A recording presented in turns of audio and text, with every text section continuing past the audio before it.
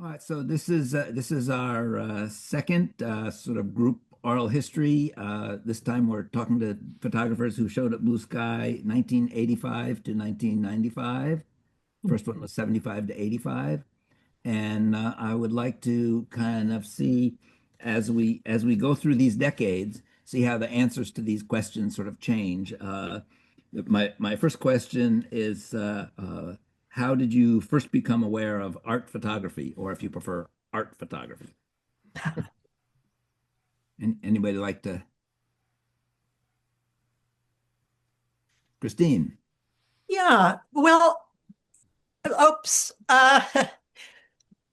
Long before I thought I was going to go into photography, I bought two books in a museum's bookstore, Robert Frank's The Americans and Helen Levitt's Way of Seeing.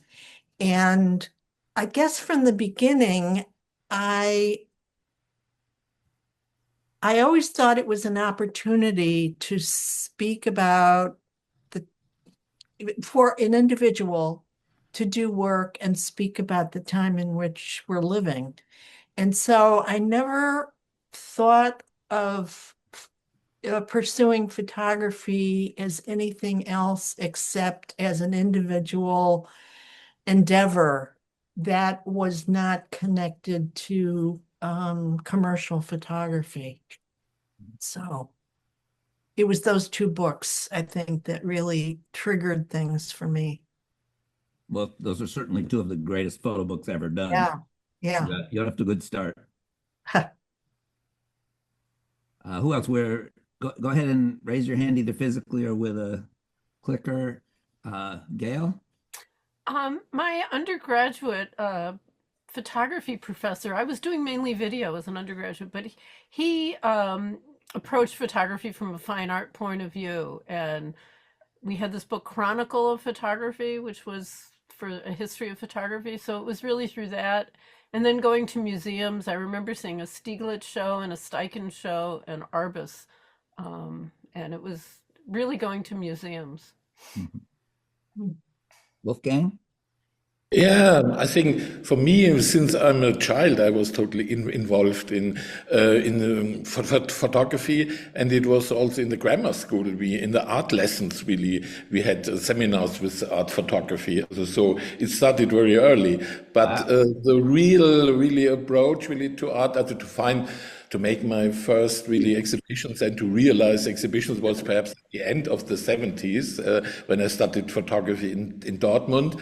And there, I think I was not perhaps this art photographer, there's more really the author photographer. So there was, the expression was found author photography, and it was a little bit different than the idea of an art photographer. So that you have your own themes with their own style, you are making your projects, and with this self consciousness in the background. Also this made me, but for me, I think it was also the American photography which was the most influenceable. I was much more influenced by American photography, like Friedlander, much more than German documentary photography. I was always we talked a lot about Chris about this thing because there was a very dominant influence of this conceptual, strict conceptual documentary photography in Germany. And for me, I think the whole life I was really thinking there must be also something else. But it was a good thing also in Germany that there were a lot of different schools. Also every school for itself was a little bit dogmatic, but at all you could find. And for sure, then we made the Gallery Lichtblick here in Cologne, really so, and there really exhibited art photographers of all over the world. And this was always very important for me. You have these very different influences. Yeah, no, that was for us too. We learned so much by doing the gallery and showing work by you guys. We learned from you. Absolutely. Who's next? Uh,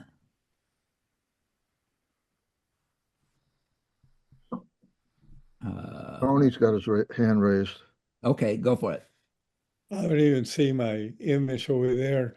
I got to photography in a roundabout way. I studied engineering in college, didn't have no interest in photography. And then I went to graduate school and studied architecture. And there I learned that I better become a photographer or I would be in trouble because every project I did, I had to document the hell out of it. And and I got good at documenting my models and all that. And then I realized that I wasn't that interested in architecture. And I joined a commune in 1970 in Boston, where every member in the commune dropped out of their professional jobs, including me, and went into the arts. Because the price of living in the commune was so low, it was like $125 a month. That included food and board. So everybody in the commune could drop their professional lives and explore something they had never dreamed of exploring before. So to me, at that moment, I decided, well, maybe I'll see what I can do with photography because I'm not enamored with architecture anymore. So I started playing around and I didn't have to do commercial work because I didn't have to support myself. I had like a grant. It's certainly going to sound different to young photographer today when you say, I became a photographer because it was so cheap to live, I didn't have to have a job. That's going to be a difficult concept for them, I think. Paul? Yeah, hi, this is Paul D'Amato. I think it just says Paul. But first, I guess I should say I'm a little out of sync here. I guess I missed the first session because I left Portland around 83 and I was with the gallery from like 80 to 83, I think. And secondly, hi, Chris. And Lucy Capehart, I haven't talked to you in 40 years. I mean, it's amazing. So it's good to see you. Yeah, hi, Paul. Yes, and those were great times. I'd like to cycle back that eventually. But anyways, no, I grew up in a household wherein my father had this amazing dark room, not just a little thing in a closet, 4x5 and larger, the whole deal. And so it just was woven into the culture of my family. But he was a guy who dropped out of high school the day he turned 16. And, you know, we had all these art books and stuff. So it just shows how democratic and accessible the medium is, which I still think is like its greatest strength. And then I went cross country to Reed College, and I self-educated myself by avoiding writing papers and going to the art section of the library. I devoured every single art book in the Reed College library, and that was amazing. And then the third thing is I saw a Helen Levitt, to get back to her, and it really changed my life. I wrote my first art review ever for the Boston Phoenix, and for me personally, it just pointed the way. So that's it. Those are the breadcrumbs. Okay. Larry? Lawrence? Oh, Lawrence. Hi, Yes. I'm Lawrence Schlimm. Well, I got started at Evergreen. I was a student at the Evergreen State College, and so that was a strong connection with what ended up happening with Blue Sky, and met various people there. Chris, I remember you doing the introductions to the Friday night films through Groucho Marx routine, and Craig and Terry Totemeyer and Ford, worked in photo services. They weren't students, but we all hung out there all the time. So it was like they were students. Evergreen did something called coordinated studies. And I was studying art with Paul Sparks and Marilyn Frasca. I hadn't met Kirk Thompson yet. But when we were doing various media, including sculpture, and Sparks was into, the funky artists of the day, like Klaus Oldenburg and that kind of thing, the pop artists. But when they showed us certain photographers, particularly the new documents photographers like Lee Friedlander, Gary Winogrand, and Diane Arbus. Then I was absolutely smitten. I saw it and I thought, that's it. This is what I want to do. I was absolutely certain. But I didn't know how to take pictures. I had to learn all of that. I had friends there that had already done quite a bit of photography, and we just spent hours and hours in the darkroom. It was quite a close community, and we worked together. We critiqued all the time, and we always brought prints with us everywhere we went and looked at them together and so forth. But it was certain publications. I mean, you guys probably remember this one, right? The Aperture edition of the Snapshot. And artists like Charles Harbit, Travelog, Nathan Lyons, Notations in Passing. And the approach being, the premise for the show New Documents by John Sarkowski was that there was a group of photographers that were using documentary style, but were not trying to convince anyone of anything. They weren't trying to change the world with it. It was more of like a journal entry that then, when edited, became more like a novel, and that the formal elements of the medium cooperated to that end, that it was a unique medium in that respect. All of that clicked with me. And I felt that it was, and also in coordinated studies, right, at Evergreen. So I was learning dream psychology with Richard Jones. The New Psychology of Dreaming was the book that he had written. And so it just really clicked. I mean, I had some background in art. My mother's a painter. My father did photography. He's a medical doctor, surgeon, but he did photography. So you could say that perhaps photography is the marriage of art and science. And so I would say I'm a product of that. So that's a little of, but mainly it was seeing these new documents, the street photography. That's what I was absolutely smitten by, and realized, that maybe I can do this. Lucy? Oh, you're muted. You're muted, Lucy. Sorry. Hi, everyone. I was a student in anthropology at the University of Montana, a graduate student studying anthropology and not liking it so much, and happened to take a class by a extracurricular class in photography by a photographer that was really into the zone system, good photographer. But that's when I realized, oh, this is something that I'm really interested in, not studying anthropology and writing papers and going to meetings.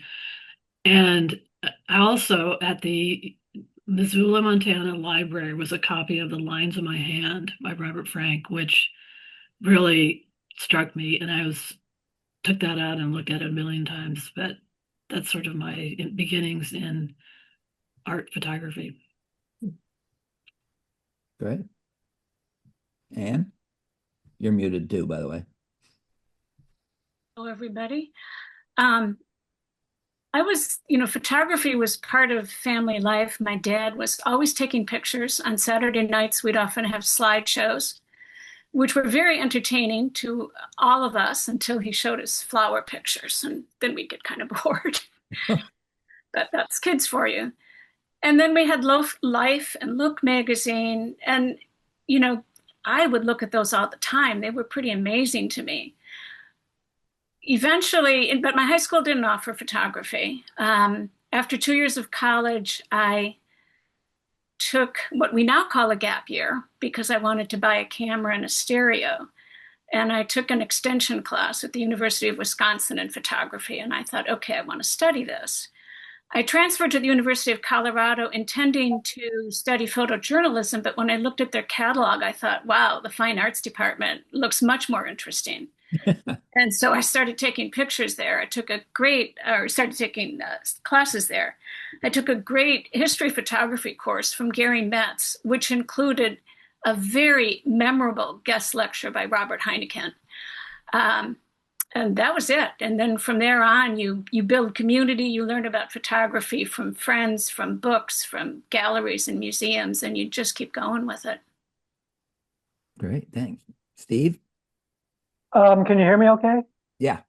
Okay, I can't hear with these things in my ears too well. Anyway, I grew up in a small town in Idaho, and so I wasn't around galleries or museums or anything. And my friend's older brother had a darkroom that he abandoned. So I got into it pretty young. And I subscribed to Popular Photography. Remember that magazine? Yeah. And it was sort of it had everything in it. It was pretty much for amateurs. But they had some great portfolios by getting to the fine art part. Ralph Gibson and Dwayne Michaels. And eventually my uncle gave me a book by Arnold Newman. And so that was all in high school. And so I was really influenced by all that. And then in college, I became very interested in people who were starting to work in color, and eventually learned to do color. And speaking of Evergreen Photo Services, I started there in '86 and stuck around till just a few years ago, where I didn't take classes from the people you're talking about, but I worked with them very closely. So my experience with art was mostly through publications, and it wasn't for a long time when I actually saw a beautiful print in the flesh. William? Oh, yeah. My interest in photography started with sports journalism. I was a big sports fan, Sports Illustrated. Neil Leifer was my hero. I decided I wanted to go work in the NFL. And making a long story short, I ended up getting a job with the New Orleans Saints. I was the youngest photographer in the NFL when I was 19, turning 19. Had the job for like 2 years, lost the job to nepotism. My boss hired his son. So I decided to go back to school, entered a small liberal arts college north of Boston. And there were 2 kids from Memphis that, you know, us Southerners had to stick together, me being from New Orleans. And one night, this girl, Gigi, throws William Eggleston's guidebook on my bed. And I was like, wow, this is revelatory for me, because I didn't really think about photography as some way of self-expression and being divorced from any kind of journalistic or purpose. And so spring break, they took me down to Memphis. I met Bill. And after that, I decided, I want to take photographs. So I transferred to the museum school in Boston, studied with Jim Dow, Elaine O'Neill, Bonnie Donahue, Bill Burke. And yeah, and then I went back home to New Orleans and just started taking photographs of home. Right. Wow. Andrew? Oh, you're muted. You're muted, Andrew. You're muted, your microphone. Go down in the lower left corner, audio. There you go. Okay. I think can you hear me now? You're good, yeah. All right. So, your question about when we first understood the idea of art photography, I think I was seriously interested in photography for about 10 years before I finally realized that art photography was something different than commercial photography. When I was in high school, which I was in Europe, I grew up in Europe, all the French camera magazines didn't make that distinction at all. You would see pictures by Ralph Gibson, and then the next article would be about some advertising photographer. Right. And even through college, I remember in my last year of college, I worked as a journalist for a local paper. And then I moved to New York City, and I thought, this is great. I'm going to be a photographer. And it was only at that point that I began to realize that the kinds of pictures I was interested in making were not going to allow me to make a living. I ended up being the staff photographer for ICP, which was great because it got me all sorts of jobs. Anybody who was looking for a photographer and didn't know how to find one would call the front desk at ICP, and I would get the job. And I did, terrible things, floral photography and fashion photography, and I did a lot of assisting and wallpaper photography. So during that year, I realized, okay, this is definitely not what I want to do. And I started to think about the fact that there was a distinction between art photography and commercial photography. And so I fled to graduate school, which seemed like a good way to prolong having to make a decision of how to make a living. But really, in those first years, I mean, when I was in high school, what I learned about photography was primarily from the Time Life books. I don't know how many of you remember those. It was a subscription. They would come maybe every 2 months or so. And it was the same thing. I mean, there was very little distinction between commercial photography and non-commercial photography. And I think part of that also was the tradition in Europe where you had in the 40s and 50s and 30s even, people like, Cartier-Bresson and Kertész and Brassai making a living as photographers by doing the kind of work that they're now famous for, which was the work they wanted to do. And yet it was also a way for them to be paid, and the work would be published in picture magazines.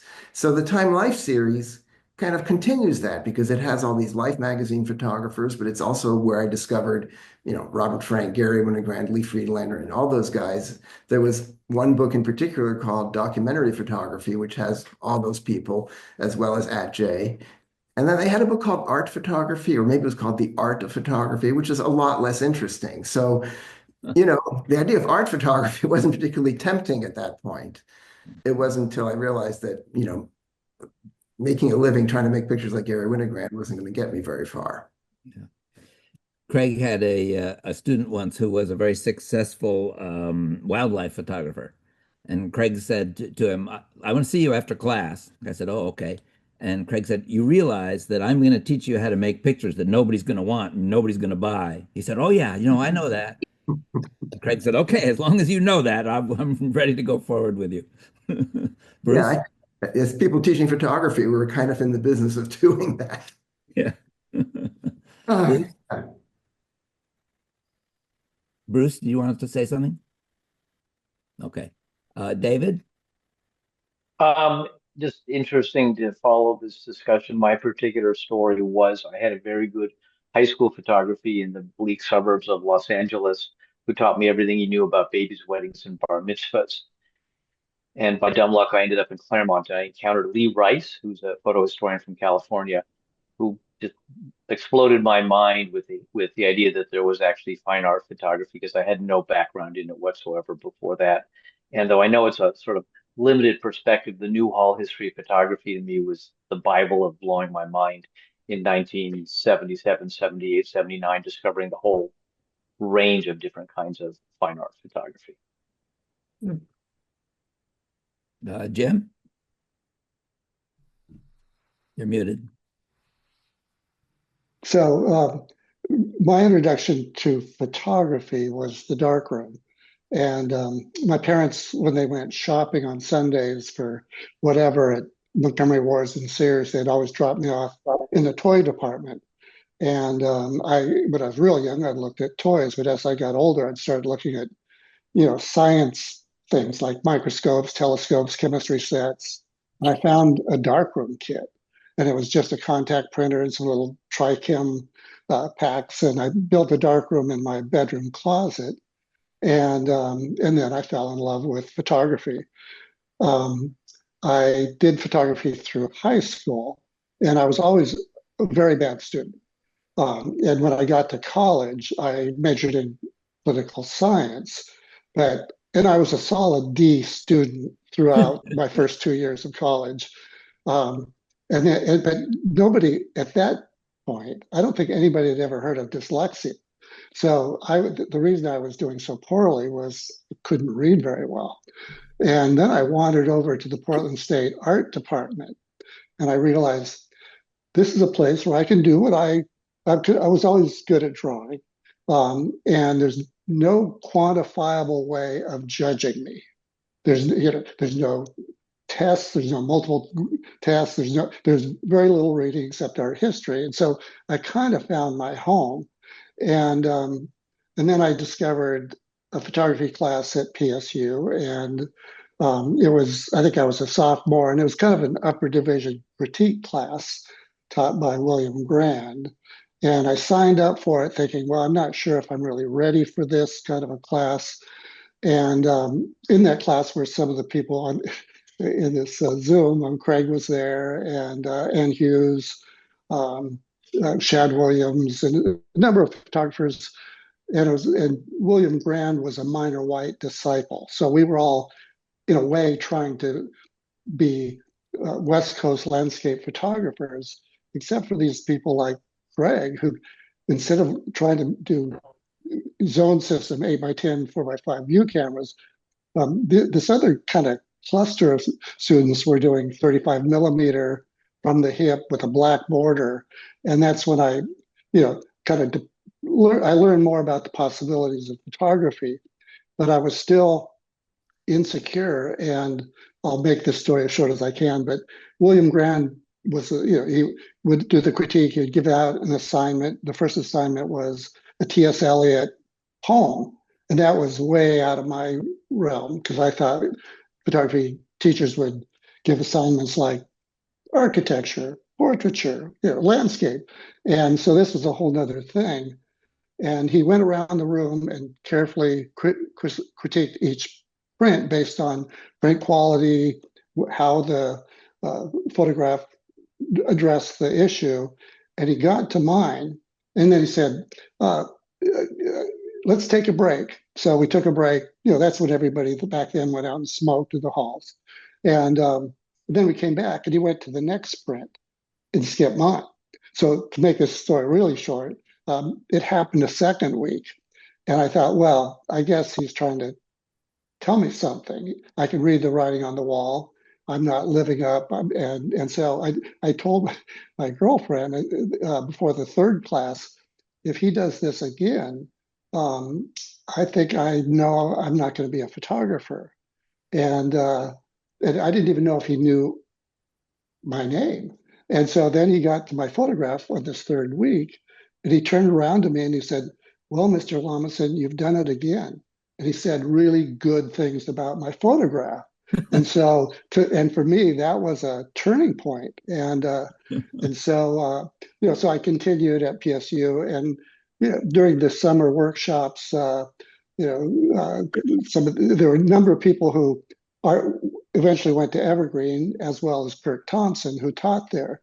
And I never really thought about what is fine art photography. I was just kind of knocking around and following whatever urges I had.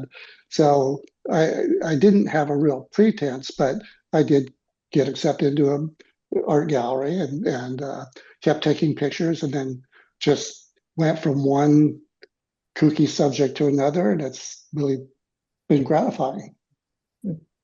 Right. Jeffrey? Yeah, not too dissimilar from my colleagues here, but so I was a student at Kenyon College, and I went in as a science major, biology major, and to take mathematics and calculus and physics and chemistry, and I loved all that stuff. But somewhere in there, it was this, when you think about, well, what do I want to do for the rest of my life? That wasn't what I wanted to do.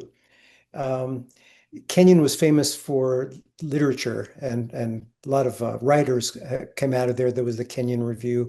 So they were always bringing in these terrific writers who would do readings and meet with us. And so that was very attractive to me. I think I always wanted to be a writer. I always wanted to tell stories.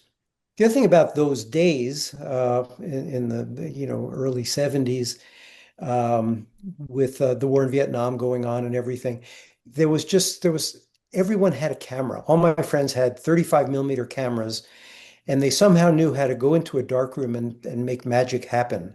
And that really appealed to me. So photography to me looked like it was a way to marry my interest in storytelling with my love of equipment, of chemistry, of being in a dark room and doing all that stuff.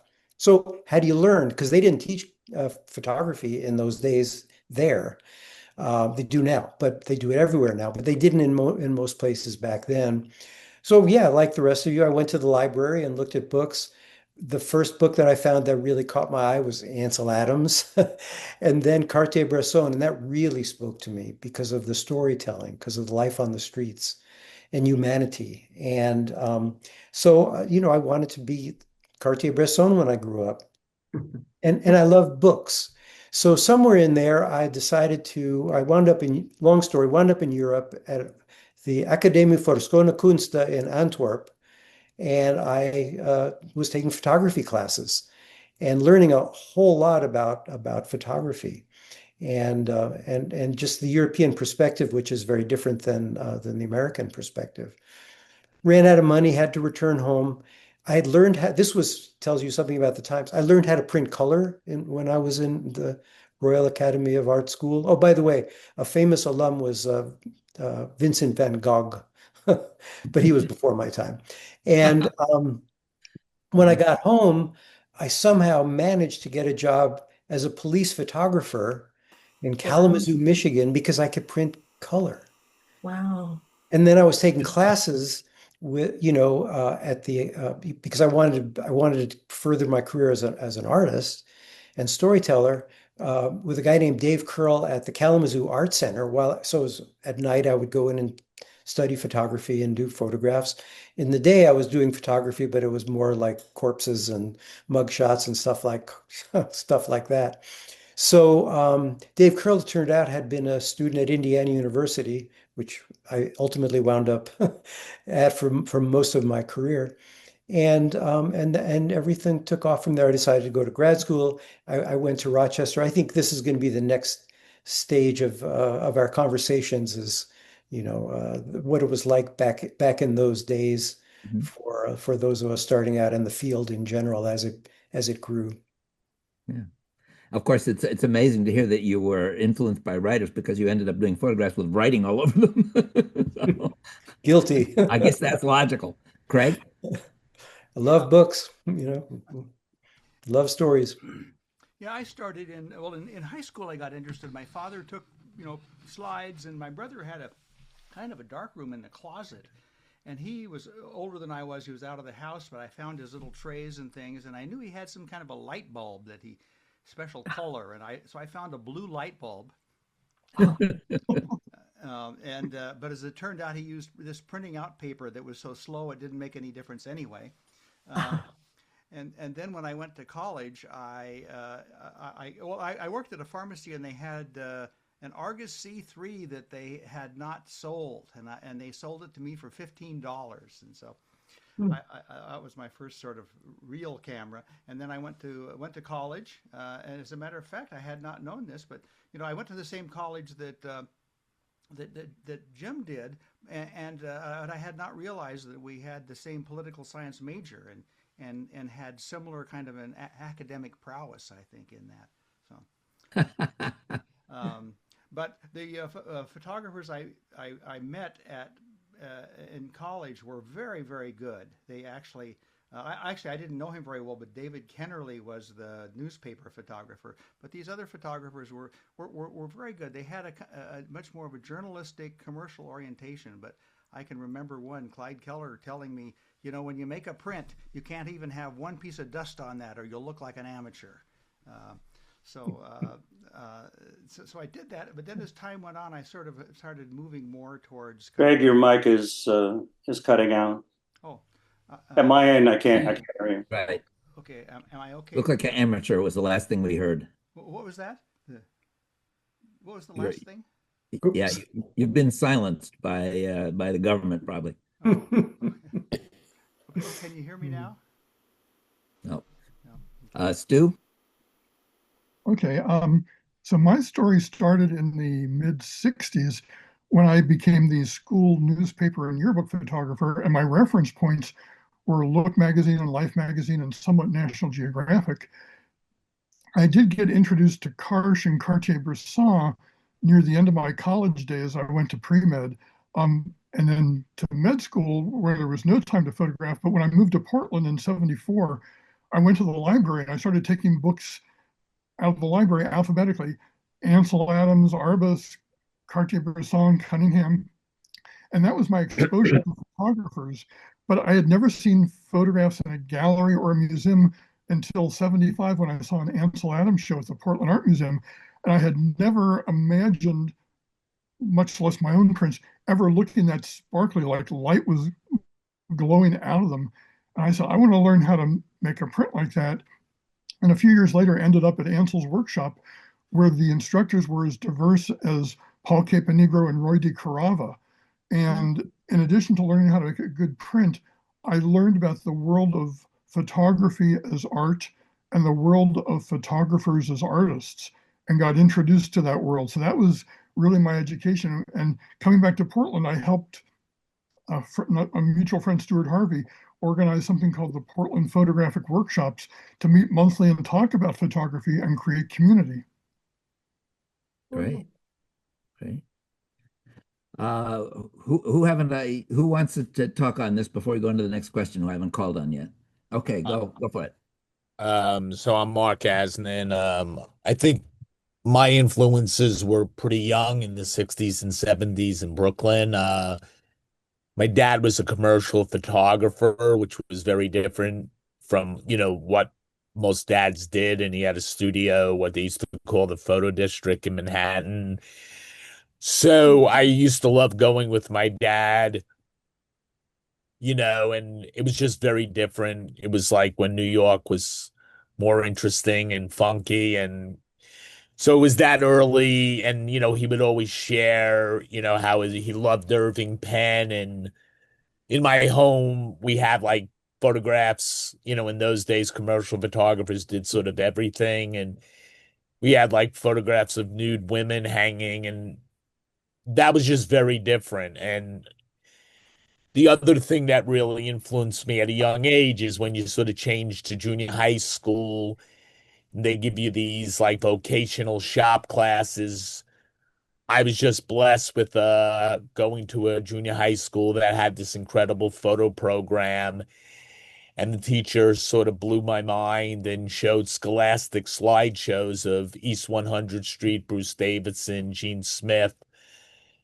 And especially East 100th Street, really resonated because those pictures seem very familiar, because my grandparents still lived in Bed-Stuy in a certain world, and I wasn't exposed to it as art photography. It was more about telling stories. So that's sort of how I became who I am from those early experiences. Right. So I want to deviate a little off my agenda here, ask you guys a question. I was talking with somebody who grew up in Aberdeen, and I told him, oh yeah, the greatest living photographer is from Aberdeen. He said, oh, who is that? I said, Lee Friedlander. He said, oh yeah, he took pictures of the basketball team for the yearbook. And I'm just curious, physically raise hands. You don't need to use the thing. How many of you guys worked on either your high school or college yearbooks? Okay, yeah. See, that's a show I want to do sometime at Blue Sky. Just go back into deep history, back to the yearbooks. So I'd like to have you guys talk about what was it like doing photography before all the technological changes that have happened since this time period that we're talking about, with digital photography, cell phones, Photoshop, the internet, all this stuff. I mean, we've heard a little bit about, learning photography through looking at Life magazine, things like that that are not around anymore, and the magic of the darkroom and stuff like that. But how is photography back then different from the way it is now?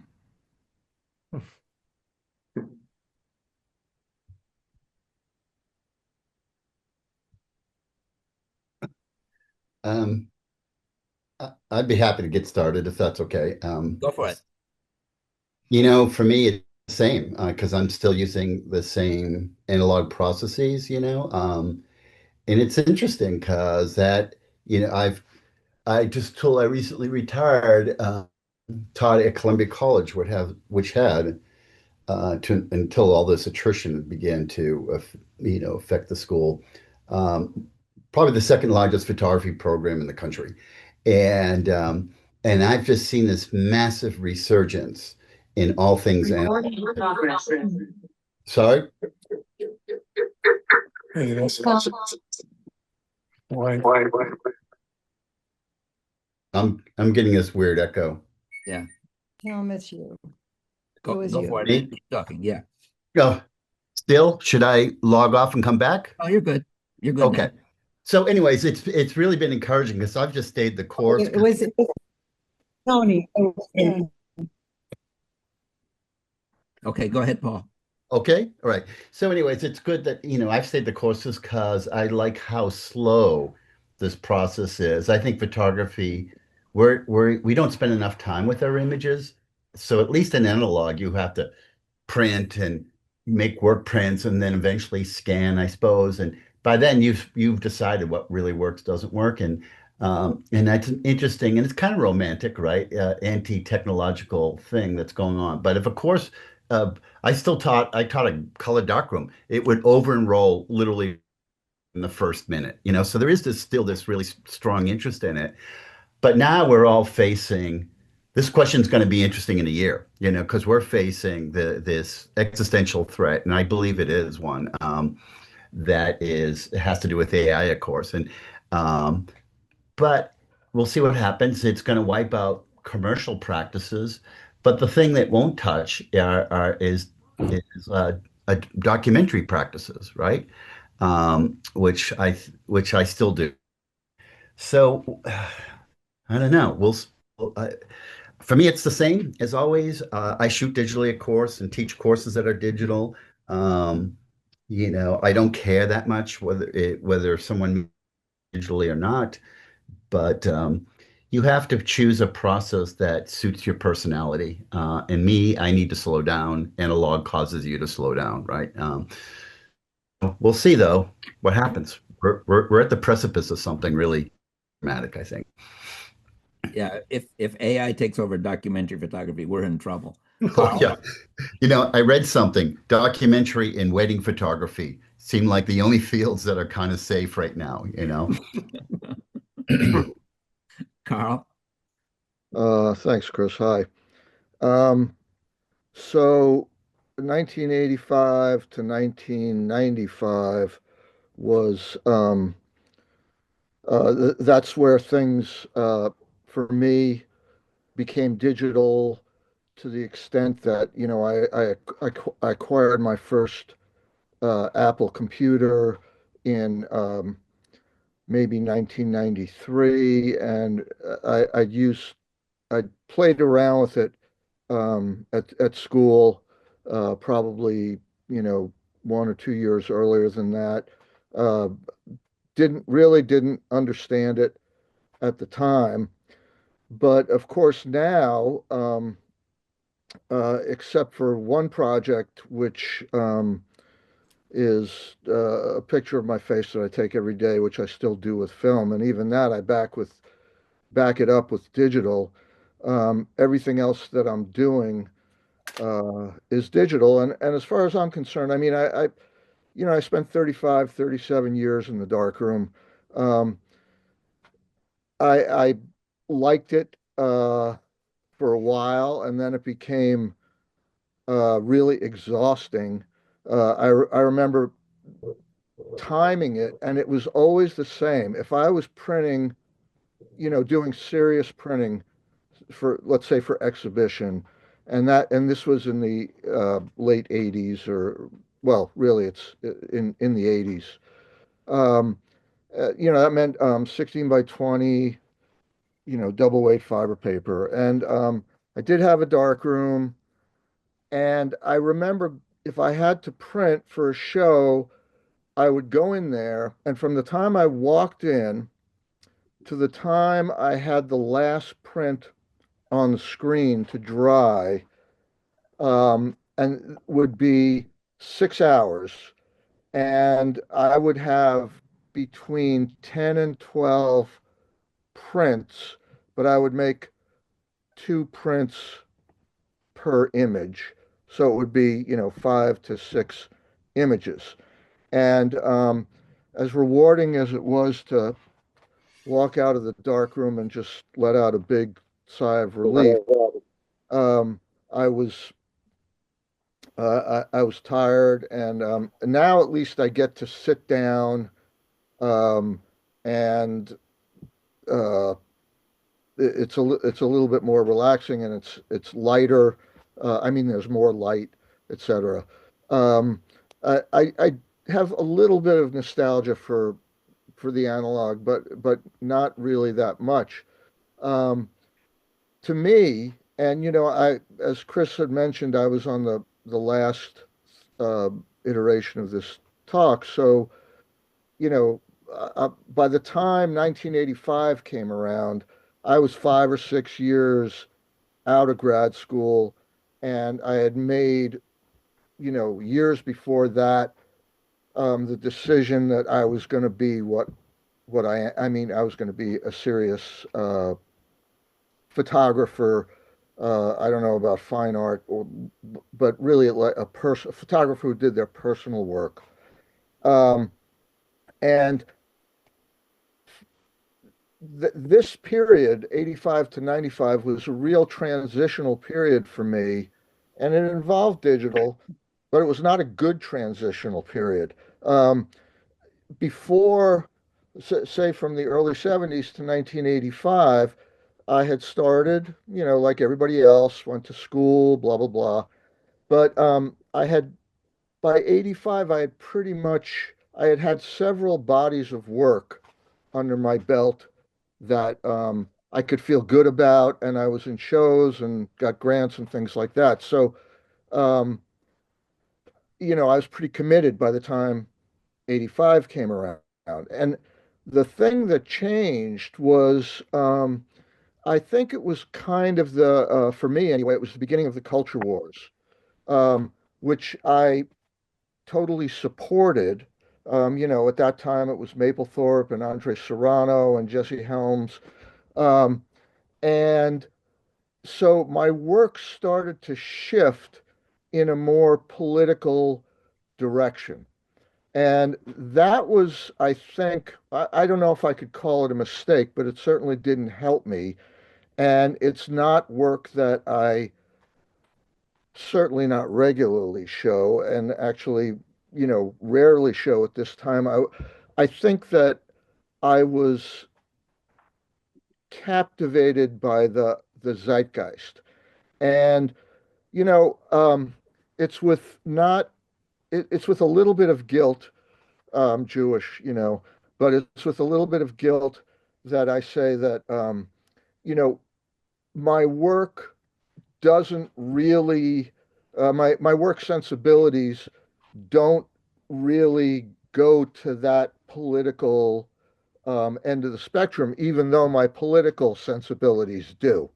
And it took me a long time to actually figure that out and accept that because, in many ways, at that time with the original culture wars, at least in my lifetime, um, and even more so now, um, you really feel a pull to want to do things that, quote, make a difference, unquote. But you really, I think, in the end, have to be true to yourself. So at that time, I was doing a lot of work that originated in media, like television, like the movies, things like that. And I guess the old world um, word for it was collaging, but I think I called them composites at the time. And it led me to the realization ultimately that I was deviating from who I really was in my own not philosophical, but aesthetic sensibility, and who I was as a person, I guess, because that your work is very much a part of who you are. Ironically, um, when the computer came around and Photoshop came around, um, if I had been back in my, right on political mode, it would have been a lot easier, and I might have been able to do a lot more with the work than I did, just in a dark room with I did both black and white and color. And at the end of that time, I had made the decision to go back to the beginning and become a straight photographer again. Because most of my work from, the mid 70s through the mid 80s was manipulated in some way. And, I mean, it didn't make me breathe a sigh of relief or anything. I mean, it's still hard work, whatever it is. But the work that is in this decade at Blue Sky, the work that I'm talking here for, was actually something that had to do with it was culturally based and culturally sensitive, and it had to do with the history of photography, and which I've always been drawn to like a magnet. And I've done a number of other projects about the history of photography, but one, it was collage. It was, I would say, 85% seamless, and it was all done, with darkroom and mounting one part of the collage onto another with what do you call that stuff when you mount it? Dry You mount know, tissue. what's that? Yeah, dry mounting tissue. Exactly. Thank you. So, as confused as that sounds, that's what I have to say. Yeah, project was Sex, Death, and the History of Photography, and I'm Sex, sure Death, and the History anybody, of any young person who sees it now will assume it was all Photoshop. They're not going to assume it was dry mounting tissue, which they never heard of. And you know something, I think that any young person who sees it now won't even know what the pictures were. Right. They won't know who took most of the pictures. Well, hopefully they will. Anne?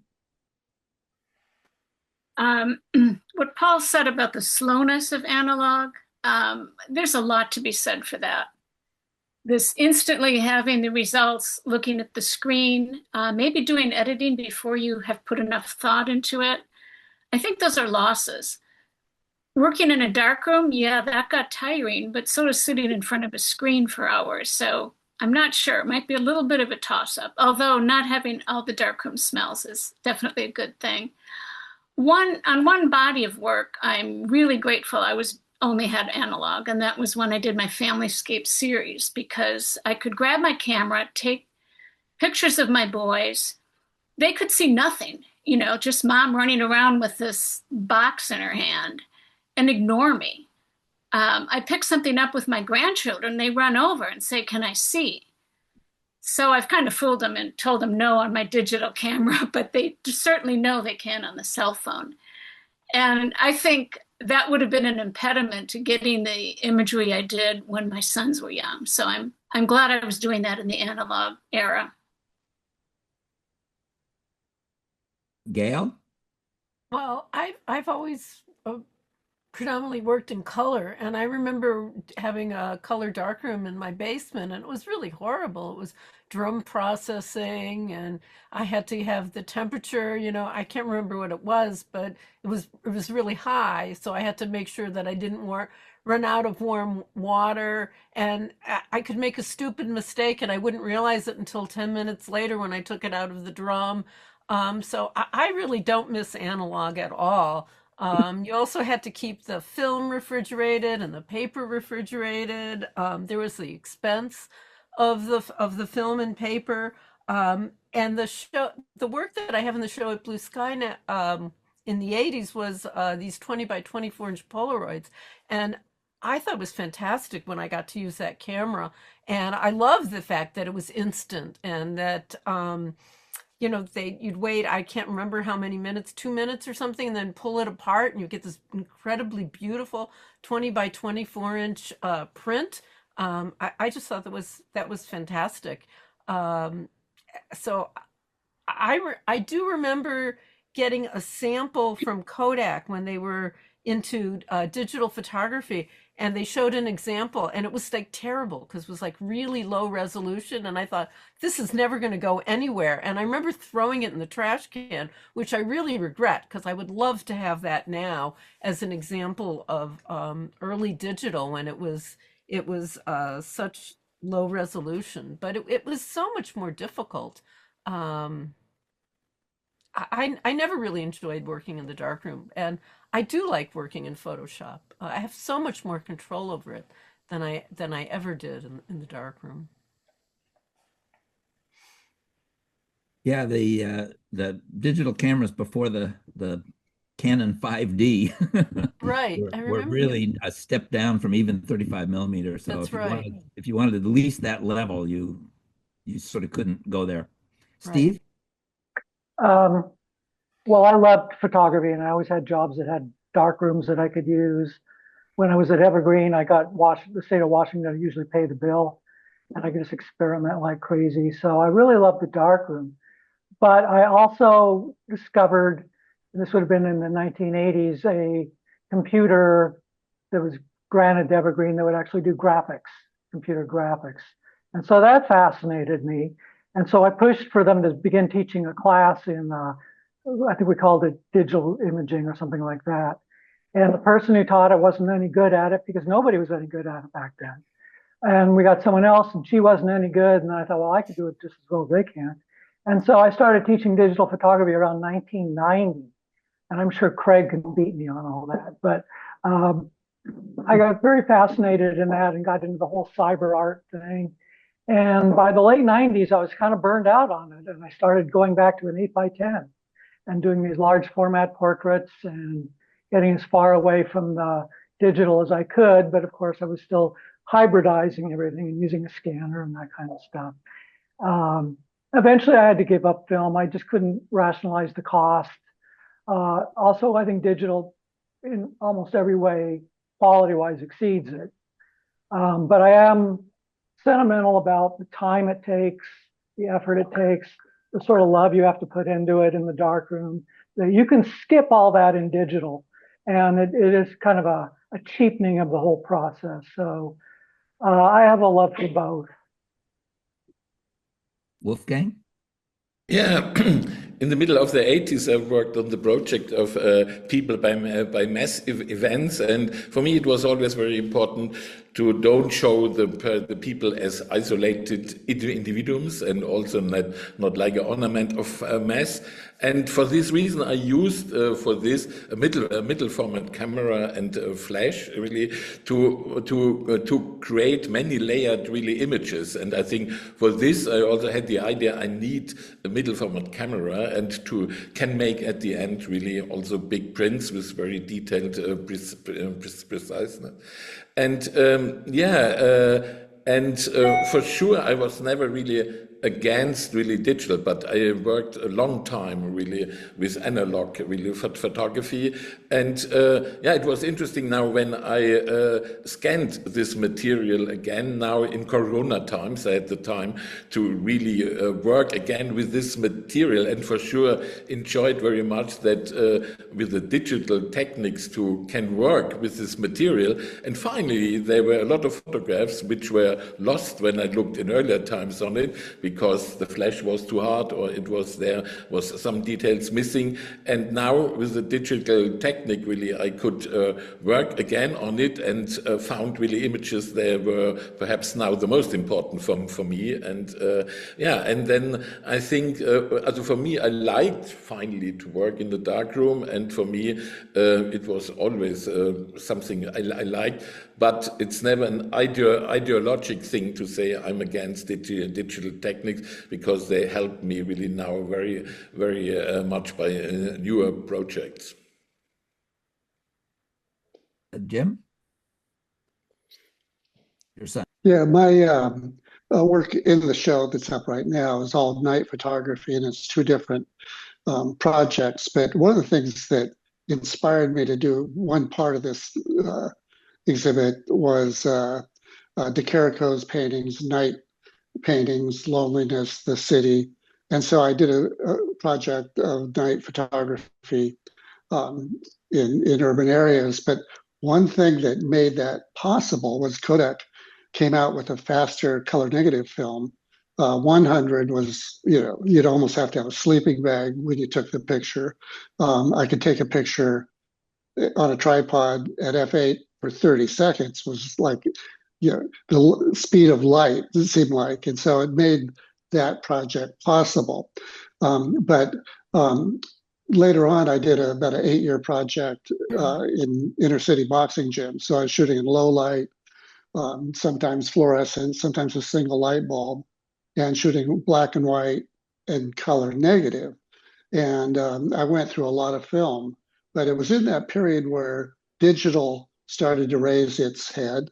And I think my first Nikon DSLR was a 6 meg file. I'm not sure, but I thought, well, how can I mix analog and digital? I mean, how will that work in a book?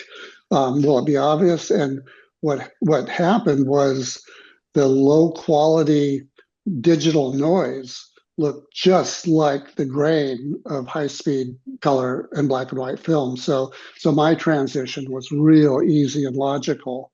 And then as much as I love being in the dark room, having a safe light or a filter over the TV set in the dark room and watching daytime TV and making prints, I really do like being in the light and working digitally. And then the quality now is so amazing.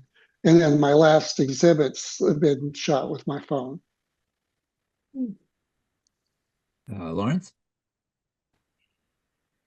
Well, going back to Evergreen, the facilities there were incredible. I mean, in part because it was a whole new school, but also because they were doing the photo services for the state of Washington, so they had excellent facilities. So I got to use great dark rooms, great instruction. Kirk Thompson, as some of you will attest to, really taught us what a good print was, which helped enormously because I started exhibiting almost immediately after school, and friends were doing the same. It was a great group of students, and so the prints really had to be good. And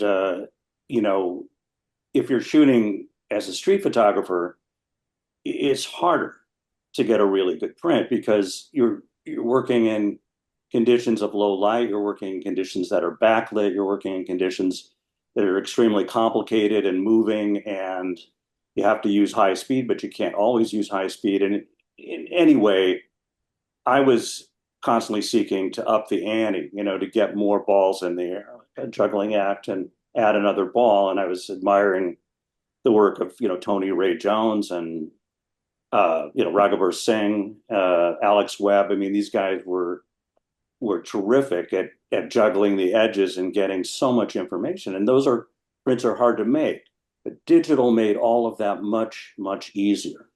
It's almost like in my vision as a photographer, my career, digital came along maybe a little late, but at a time when I could realize my vision in a way that just wasn't possible. And also color.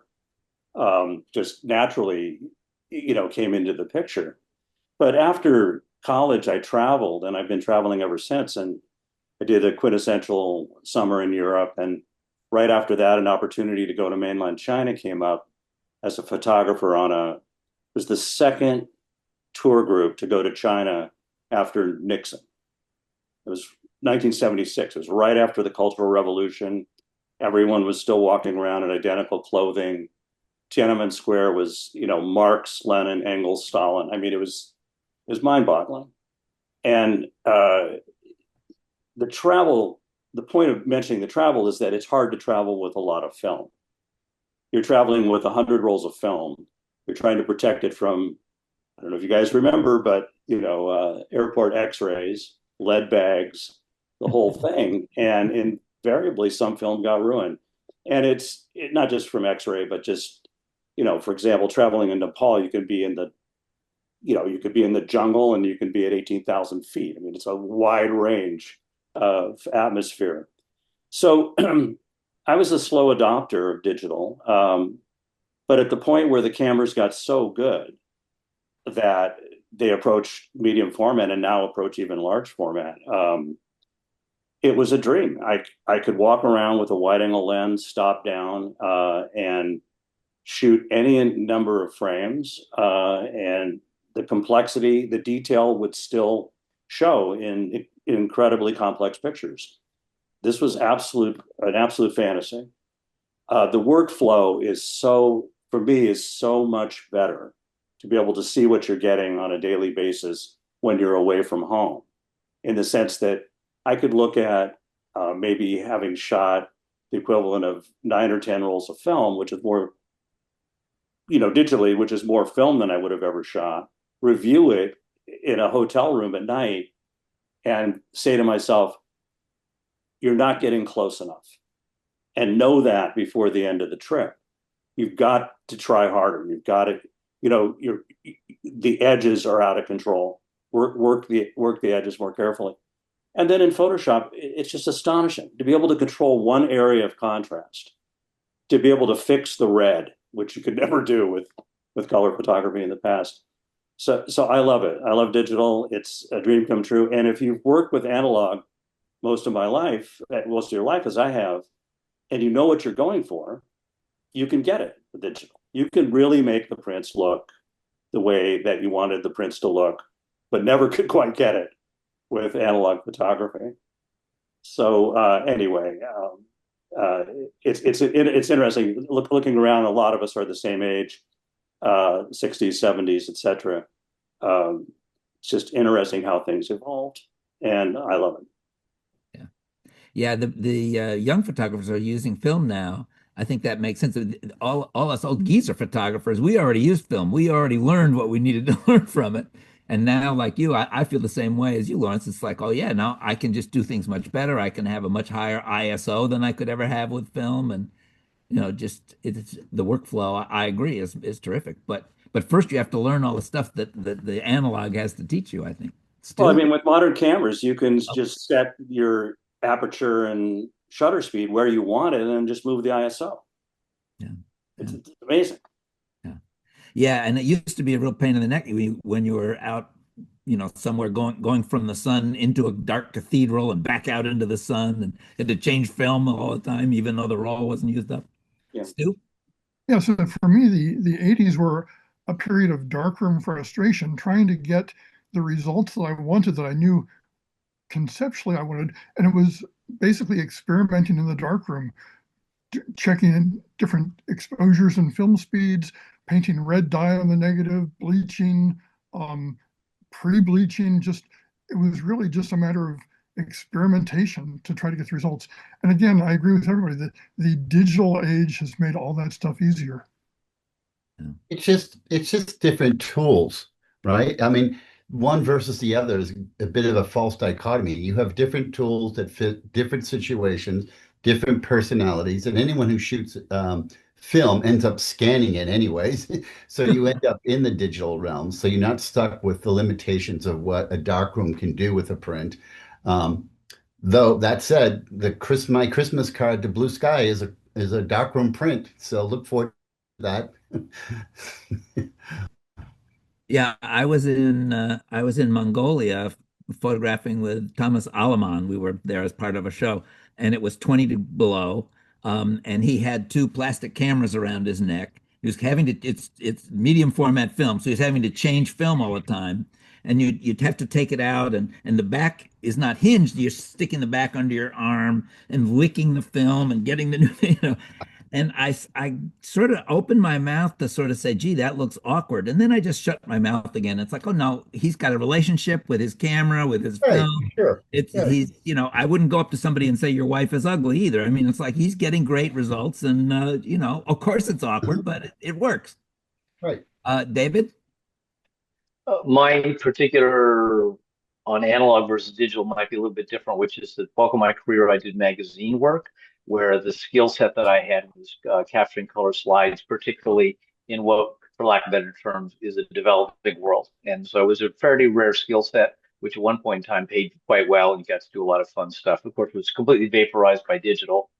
And I was not initially happy at all when digital came along until I discovered filmmaking. And now all my work is motion picture stories. I don't do anything in stills anymore. And digital has democratized filmmaking in a way that is even crazier for filmmakers than it is for photographers. So what digital took away, I've been able to act upon and got back into that. So for me, it's actually been a win, but I was kicking and screaming into digital. So before we leave this topic, I'd like to call on Tom Robinson, who started off in the sort of analog place that we all did, and traveled back into the 19th century, figuring out how to print. In some cases, putting a tray of developer under the enlarger, so the image was self-masking and all that. Tom, are you there? Oh, maybe not. But anyway, who else has something that they want to say before we go on to the next topic about Christine? Yeah. Between 1985 and 1995, I had two children and a full-time job. So I had to figure out a way I could continue working within a very limited amount of money and a limited amount of time. So the swimmer project that I started in around 1985, the swimmers only met on Wednesday nights. So I knew I could do something every week, over a course of about 8 or 9 months, because they stopped meeting in the summer. And I kept it in black and white, although I did see the project in color, but black and white enabled me to not only save money, but to process my film at home and make prints at home. So I loved developing black and white film, especially 4x5, because if there was a knock on the door, I could always say, I'm developing film. I can't answer the phone or the door right now. And it wasn't till I'd say almost the end of the 90s that I turned to scanning and with an interest in digital, although I still kept shooting analog. During the early 80s, I moved to Staten Island and I did a whole project, mostly with a 4x5, but the lens on my 4x5 was an old uncoated lens. And so there was no way with exposure or film development, no answer from Ansel Adams. I could never print those pictures because the highlights always flared. And I was so upset because I had pretty much a whole project, but the negatives really were unprintable. So it was the late 90s that I began to scan them, and then later was able to print them and make a book of them. So I don't think you can disparage digital at all. Yeah. I will say that Christine's project was the synchronized swimming team, and it's this wonderful sort of world without men, where these older women and young women are kind of it's like this world without men is another synonym for heaven, probably, but it's a fantastic project, and I love your sort of saying, okay, and how do I fit this into doing photography into a life as a mother, and then that your response to that is to do this thing that's a world of all women. I think it was great. Yeah. Carl? Nope, you're muted. Yeah, I just wanted to briefly, there's all this talk about digital photography versus analog photography. It reminds me of when I first started in the early 70s and people were still saying, is photography an art or not? I mean, it's just one of these questions that sort of answers itself eventually and at the same time doesn't even really need an answer. And coincidentally, I just posted today on Instagram something about an artist named Nancy Berson, who some of you may know or know of. She's not super famous or anything, but she I think has done what seems to me still to be some amazing work with the computer and visual art, and it's got a photographic interface with the world, and um, she was doing this in the in the late 1970s and early 80s when, if you had a computer with a 10 megabyte hard drive or something like that, that was big. And the pictures you had to photograph, you had to use a camera and photograph the pictures off the computer screen because there weren't any printers that were even close to good enough to make anything resembling a continuous tone image. And it just reminds me of how, and I really don't want to, I'm not an apologist for this because in many ways, digital and computer and now AI and all the things that come with it scare the shit out of me. But at the same time, we are at the bottom, we are still at the start of the curve, excuse me, of what digital and computers can do, both, and of course, with the internet and AI now, both good and bad. And when you think about analog photography, really it's 150-year-old, what will be, albeit a very important blip, a blip. 150 years in a timeline, compare that to painting or something like that. In that 150 years, it was incredibly important. It showed the world the world. But I'm hoping for the best with this digital stuff because it can be. I'm afraid of some of the bad things that it can do, but there's just there's no going back at this point, I think.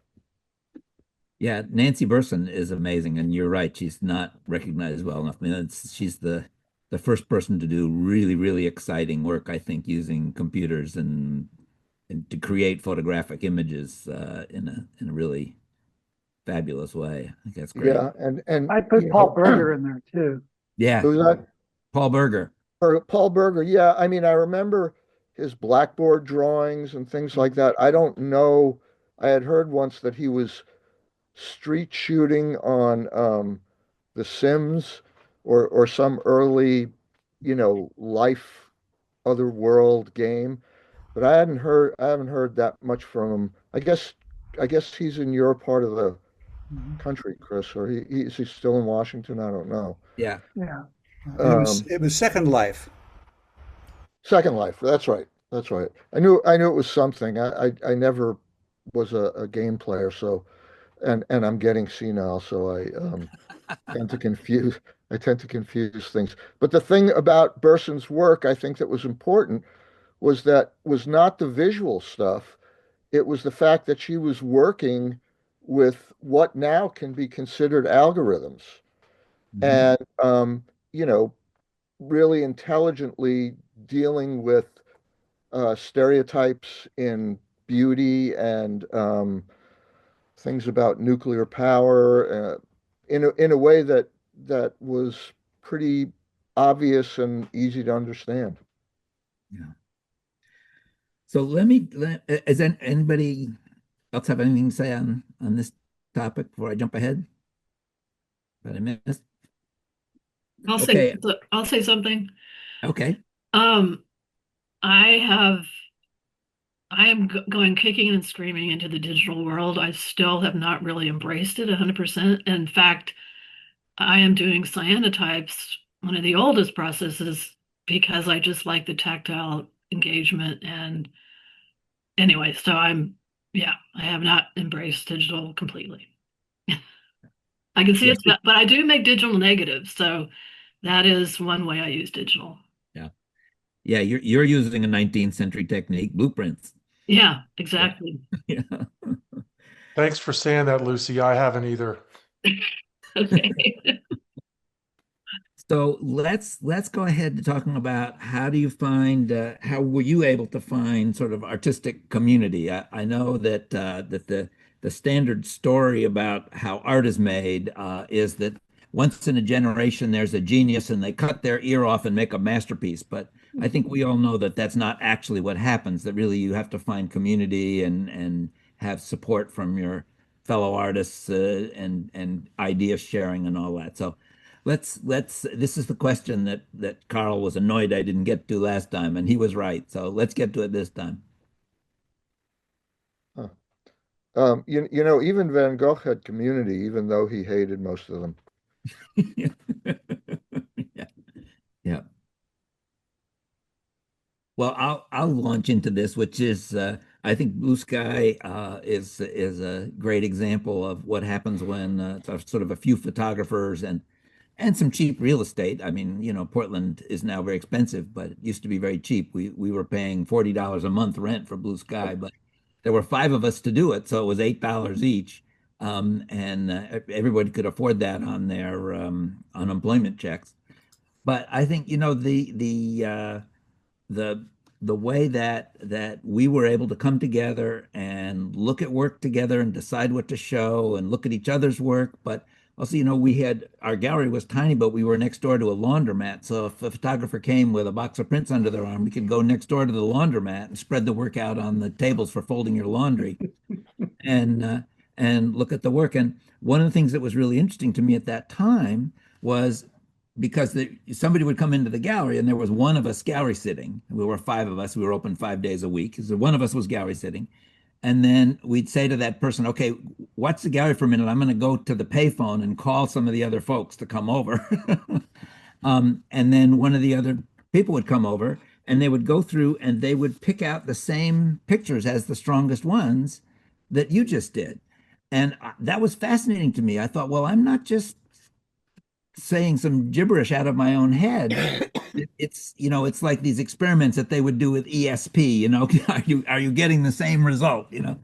And that was to me really interesting that community sort of let me know that, oh yeah, we are actually seeing something, because one at a time we're seeing the same powerful images. And of course, you know, I mean, there's this old thing, you know, if you have to lift a piano, if you try to do it by yourself, you're going straight to the hospital next. But if you have enough people, you just pick it right up. And I think that's been kind of the most important principle in my life, certainly artistically, but you know, life and art are both team sports. So, Wolfgang. Yeah, yeah. For me, especially in Germany in the middle of the 80s, it was, and during studying, it was one really important idea to say we have to create groups really, so to work together to support really, so because we thought there's a lot of influences from all over the world, but really, what is our own identity? And directly after having finished studies, I came to Gallery Lichtblick here in Cologne. I think I exhibited here with 2 other friends, and then just stayed here. So since then, now since next year, since 40 years, we are doing Gallery Lichtblick together with Tina Schellhorn, and and we were showing often really young German photography. Also, really a lot of people, they still studied really, so we showed here, or they made their examination in our gallery. But we have shown also a lot of famous American photographers like Chris Rauschenberg and a lot of others. No, I think it was always very important that to have the both aspects really, to support really young photographers, but on the other side to also create really exchange with a very international exchange, because we don't want to be blocked totally in the German idea of photography. So I think that's really was always a very important aspect for me. And then I was also 27 years in the board of directors of German Photographic Academy, and this is also an institution to support really art photography and meeting 2 times in the year to make really lectures and discuss about possibilities of photography. And I think especially in Germany it was for me very important that there is also something else than the Becher School, because I think in the other countries, most of the people, they most only know really one aspect of German photography, and I think there is a wide range of technical and stylistic really approaches in Germany, and that was also one idea to support really this. And so I think that's for me one of the most important aspects of photography, this kind of communication, not only doing my own work, but on the other side also to create this really groups and communication really about photography. Anne? Yeah, community is kind of a favorite theme of mine, and not just in photography, but really important in photography. For me, it started when I moved to San Diego after college and didn't know anybody at all, but joined a local darkroom and started meeting photographers, and we'd hang out together. And from them, I would learn about some of the photographers working in San Diego, go to shows. And then when the Museum of Photographic Arts opened, that became a great hub. I was a docent there until I moved up here. And that exchange of ideas and learning more and talking to more photographers is just critical. So when I came up here, that I was asking, where do I go for photography? And Blue Sky was the answer. And it was great. I mean, to meet every single week and talk about photography.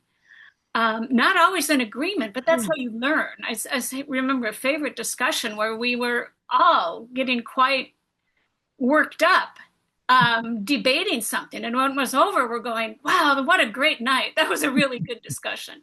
But you open yourself by meeting more people and hearing their point of view and seeing their work. So I think it's just critical and has been really, really important to me. Portland's great. There's so many photo groups and very welcoming. It's a wonderful community for photographers. Yeah, Stu talked about the Portland Photographers Forum, but there's also the interim workshop that's been meeting since the 50s. There's Light League. There's probably 10 different groups of photographers that get together and make community for each other. It's fabulous. Gal? For me, the Women's Caucus of the Society for Photographic Education was really, really important.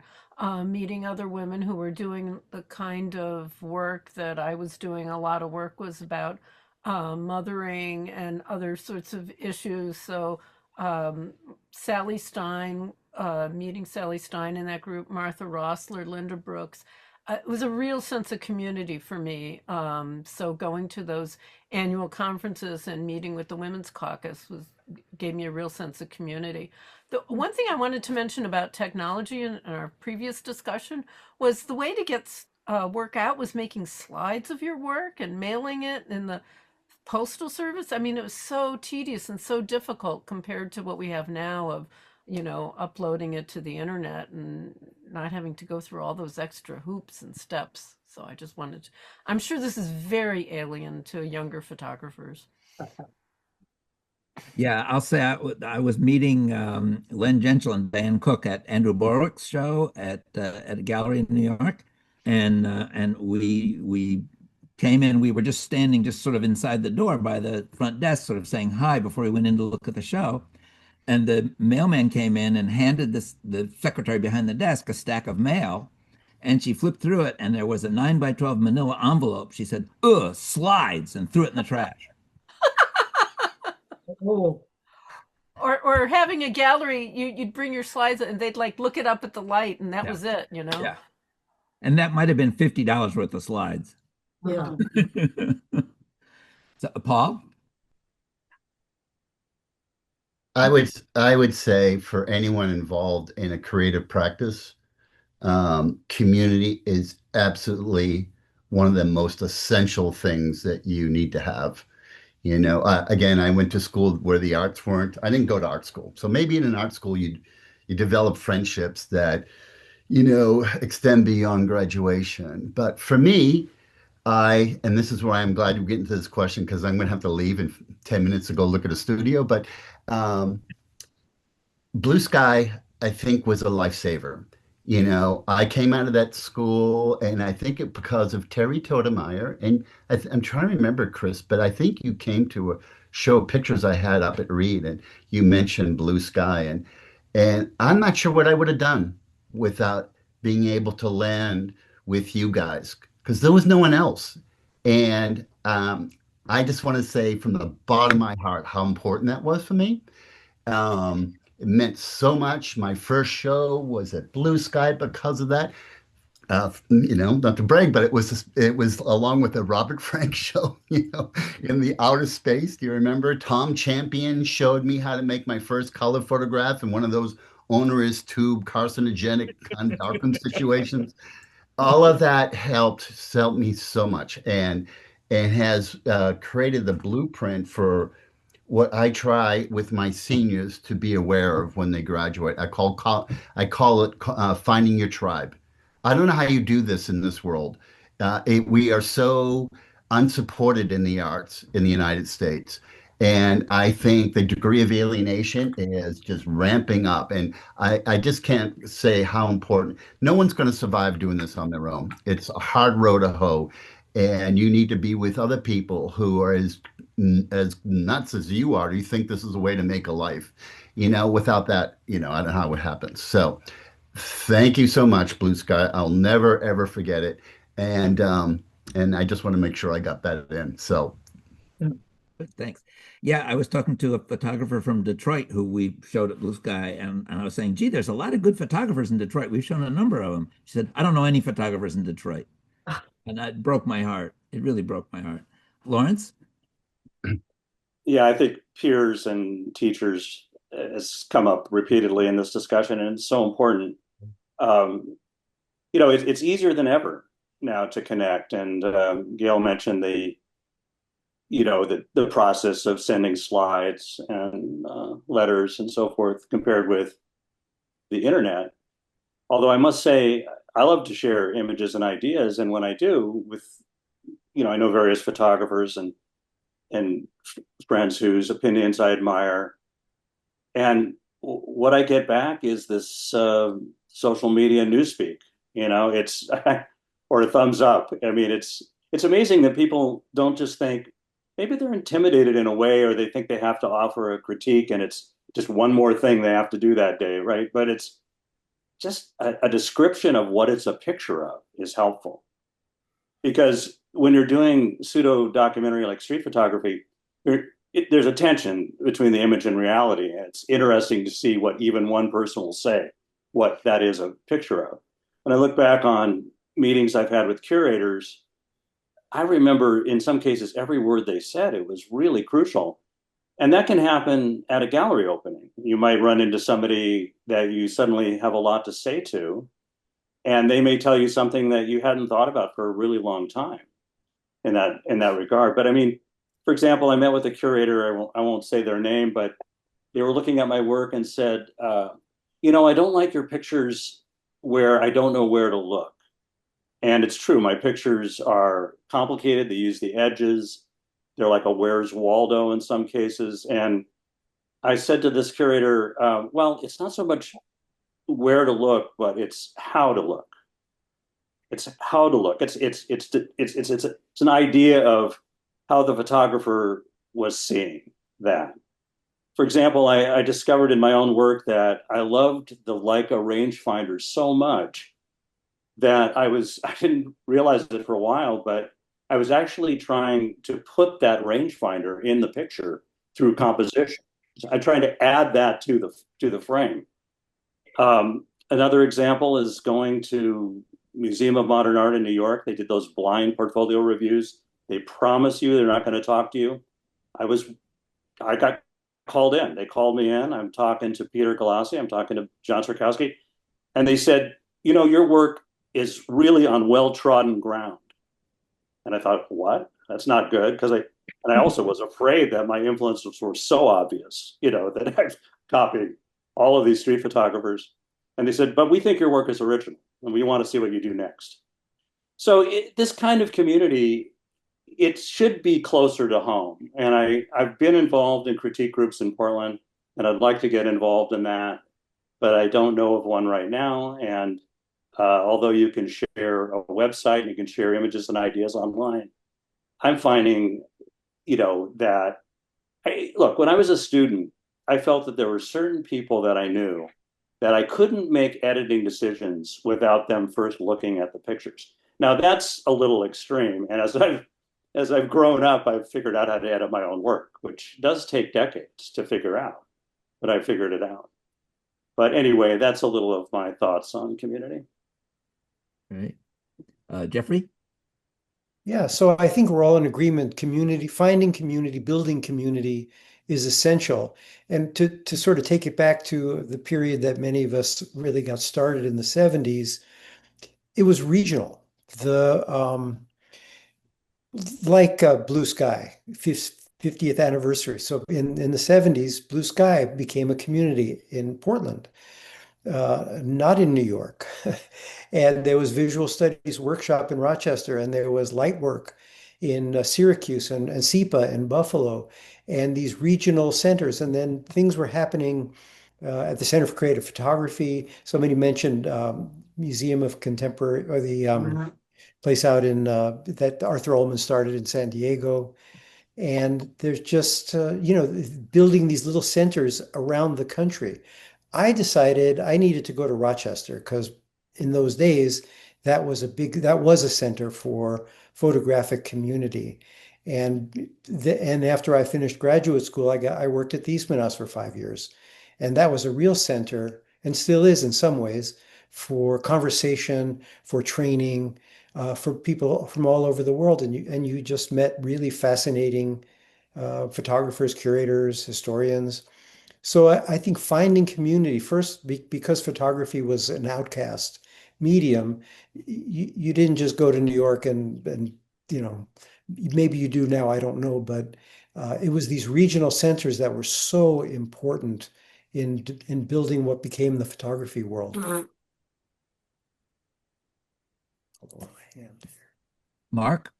Yeah, I think in New York in the 80s and 90s, K&M Camera was this incredible gathering place from, the most famous photographers, Robert Frank, Roy DeCarava. It was a sense of community created by the owner, Itzhak Katzovitz, and it was a very informal place, but, people were growing up together like Arlene Gottfried and Wendell White. And so for me, meeting Larry Fink there and having, a relationship, a friendship with him, I think it was a commercial space, but everyone gathered there, and it was a really special place. And I was influenced by a lot of cups of coffee, and it was just incredible. And, and I think it just was also a place to remind how, especially in this time where, we're living in a country where immigrants,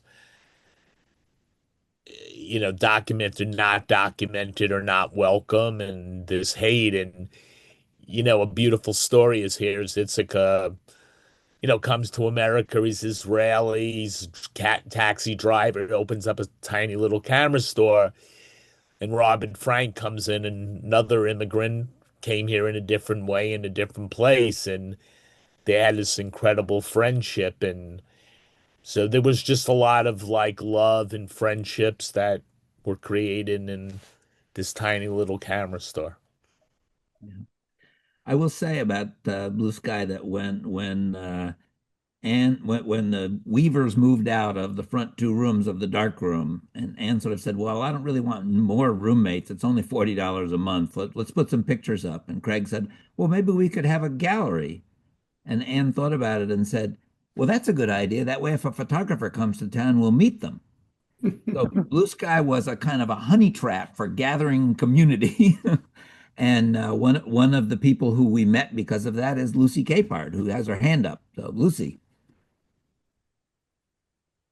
So I just want to, yeah, I want to reiterate what Paul said about the community of Blue Sky. I wouldn't be the photographer I am today without it. We would look at 2 trays of slides at least every week or more. So it was just a great graduate school in photography without the institution of graduate school. Really amazing place. And we saw so many photographers. I saw my first show that I saw there was Robert Frank. So that was very fitting. Also, I want to mention Portland had U-Develop dark rooms, which allowed those of us who were doing color to print our own prints with a big machine. So we didn't have the stinky drum situation. And I was able to do 30 by 40 prints there. I mean, it was an amazing place that we all shared. We all would look at each other's work. Many people there were commercial, but we were all this great community. So yay, Blue Sky and U-Develop. Yeah. No, U-Develop absolutely was another sort of community. I mean, Al Bareth, who ran U-Develop, anybody who printed there, if they were having a show somewhere, not only was there a stack of their announcements on the counter, he would tell anyone who came in, he would say, "Oh, you have to go see Lucy's show," whoever it was, and I think he kept that business going for years after it was just losing money hand over fist because people were printing at home with inkjet printers. But he wasn't willing to let go of that community. He loved it. So people make things happen. Spaces make things happen. People make things happen. Steve? Oh, when I was a senior in college, I don't know if I saw 20 odd visions or how I even heard of Blue Sky, but I drove all the way to Portland. I slept in Terry Totemeyer's backyard. I believe you were his roommate at the time. I think I knew you. Yeah. You were listening to Public Image with my friend who was crazy about them. As a little side thing. Anyway, he didn't show my work, so be it. Eventually, I get an offer to come to Evergreen, and I'm on the phone talking to people in photo services, and I'm asking about community and what's going on there. And all you people with Evergreen backgrounds, you were all long gone by the time I got there. And they greeted me with laughter. There was nothing. And so I'm kind of jealous of all these Portland stories because Portland's just a little too far. I don't go there very often. I can't even stand to go to Seattle anymore. So I've actually been pretty isolated out here in many ways. And I don't say that as it's made me stronger or anything like that. I would have loved a stronger community or some sort of ad hoc gallery or something. And of course, through academia, you do meet people. I wasn't that much older than some of the students, so there was as much bonding there as there was with other staff or faculty members. So I can appreciate a place like Portland. And I've often thought if I leave Olympia and yet still choose to live in the Bay Area, and with all this rain, I don't think so, I would go to Portland. Well, Olympia has much more rain than Portland. You get the coastal weather because there's a break in the coastal mountains. Carl? Oh, you're muted. You're muted. Sorry. I may have addressed this in the last Zoom, but in terms of community, I don't know about everybody else, but I don't think that most people work in a vacuum, and I have, I don't think of myself as a joiner, ironically, but it seems to me that in my interest in photography and my career as a photographer, there's always been some kind of a community. I mean, my grad school fellow students were, we socialized together, etc. At least some of us, and then moving to Boston, the first place that I was involved with was a place called Project Art Center, and that was a community in itself. I think actually we showed Jeffrey's work there at some point in the early 1980s. And then I was involved with the Photographic Resource Center for a long time when it was sort of in its prime. But probably, I shouldn't say probably. I mean, now I think that my community is the old geezer photography community of Boston. So people like Bill Burke or Henry Hornstein, we get together and drink beer and talk about the old days or whatever. But more important than anything else for me was light work. I think that I was lucky enough to be there in some of the early years, really like 1973 to 77 or 76. And I think that place helped and supported and encouraged not just me, but a lot of people. Uh, there were, I mean, everybody, of course, there were rivalries and, all that stuff that humans do. But in general, we all were very, very supportive of each other. And the directors, Phil Block and Tom Bryan, and then later Jeff Hoon, were so sincere in their desire to help artists and so self-effacing at the same time. I mean, it was really remarkable.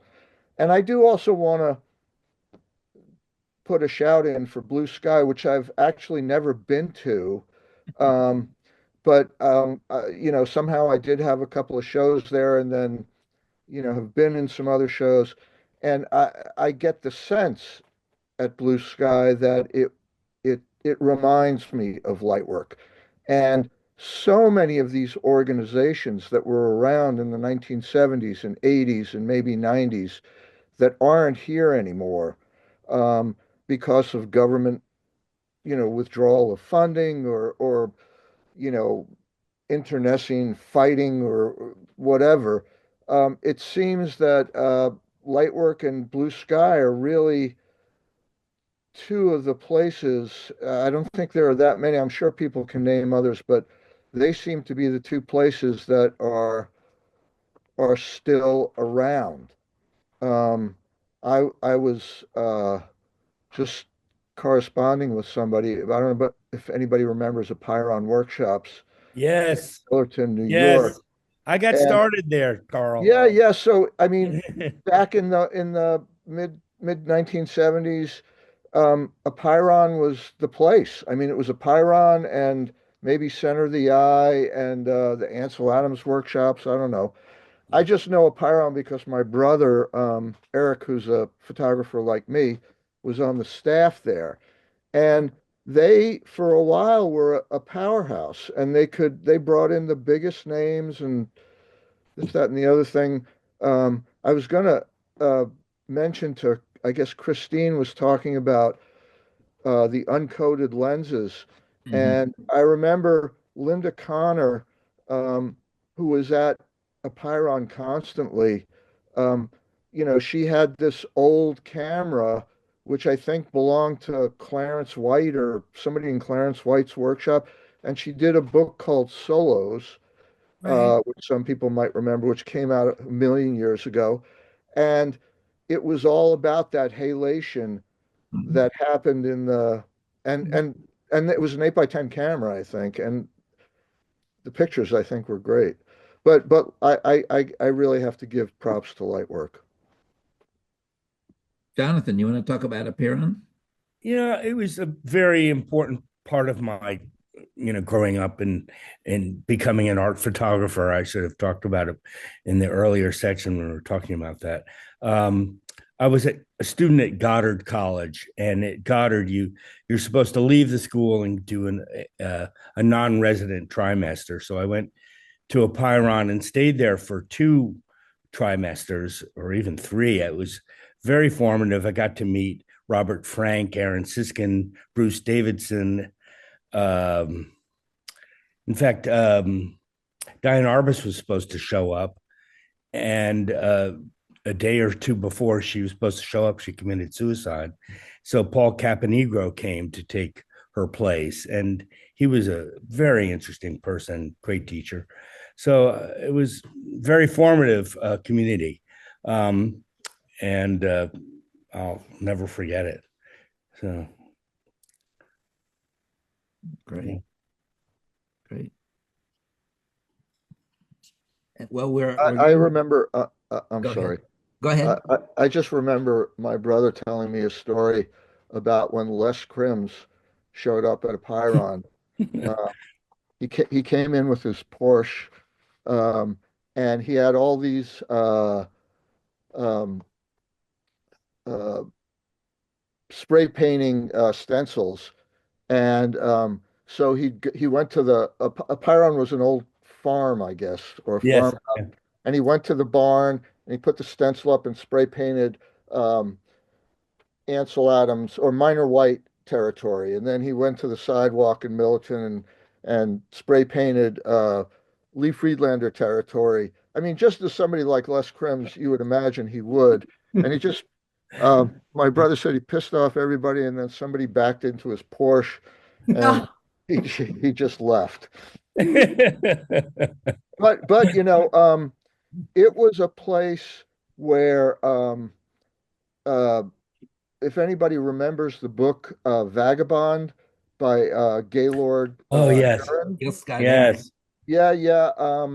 That's where he put that book together at a Pyrrhon, and you know, people like, I mean, I don't think anybody really remembers. In fact, I don't remember Mark. What was his last name? Who did the Goodman? book? Mark Goodman. Great photographer. Yeah. You know, he got to start there. A bunch of people did. Yeah. So it was a good place. It's too bad it lasted so. It didn't last long. Okay.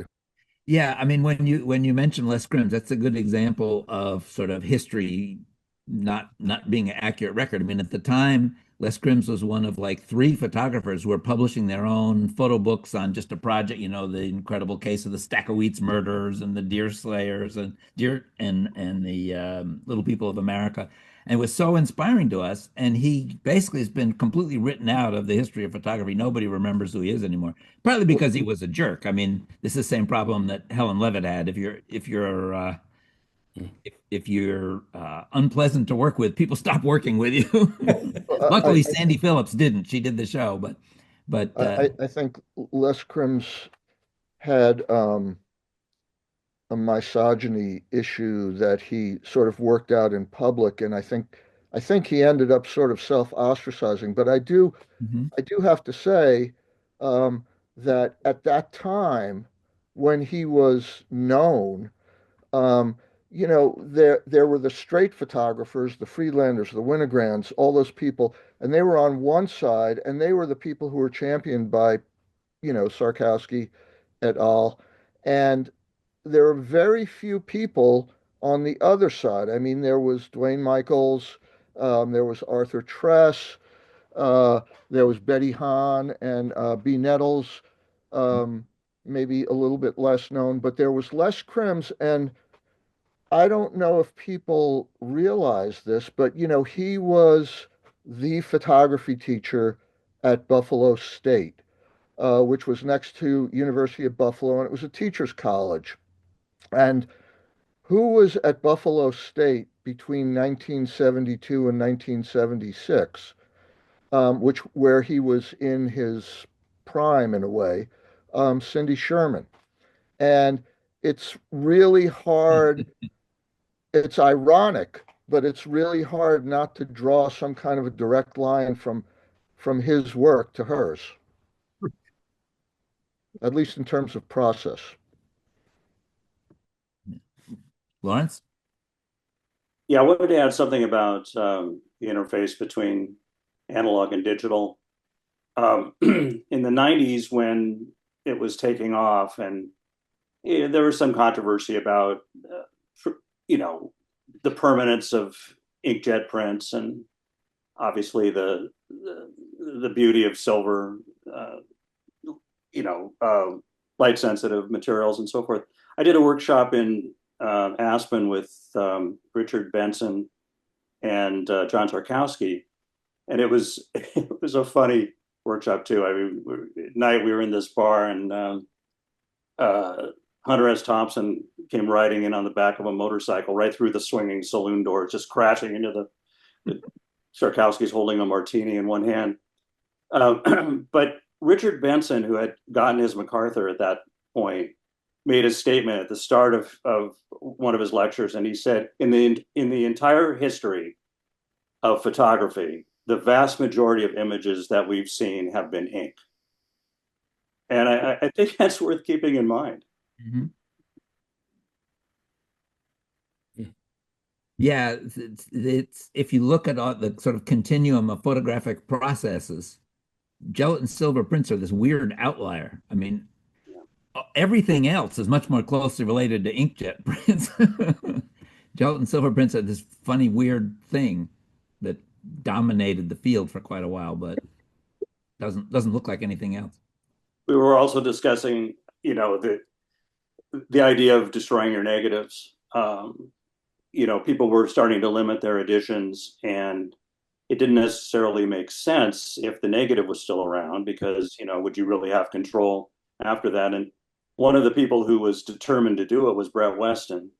And actually, Brett Weston sat in front of a fireplace in Carmel or wherever he lived, and, little by little, he just burned all his negatives up. And at the same workshop in Aspen, they asked John Sarkowski, what did you think of, what do you think of that idea and of Brett Weston? And he said, he should have done it sooner. Not a fan. I think Brett Weston did a lot of great work, but anyway. So in terms of what you were talking about loving how things look through the Leica, I should say that Henry Wessel, he said he had to use a rangefinder camera because the ground glass made everything look so beautiful he couldn't figure out what not to photograph. So it's all, your relationship with your equipment is really good. So we should sign off, but who has something else that they wanted to put in before we go out? Christine. I just want to thank you, Chris, and Blue Sky. I want to thank you and Blue Sky for exhibiting my work. And I was just blown away by the first decade. And then when the second decade came, I was blown away again. It's unbelievable, the quality of the exhibitions that you've put on. And I have no idea how you've done it and done it for so long. So thank you. Well, I have to say that the quality of the exhibitions is not based on what we did. It's based on what you guys did. Oh. The quality of the exhibitions is because you made great pictures. So Wow. I want to thank you guys. And thanks also for doing this. This is really fun to do. And I think it'll be a nice thing to have exist down into the future after we're dust to dust and all. Yeah, thanks, Chris. Thank you, Chris. Thanks, Thank you. everybody. Thanks, Chris. Bye. Thanks, Chris. Bye, everyone. Happy Thank you. holidays. Thanks, Chris. Bye-bye. Bye bye.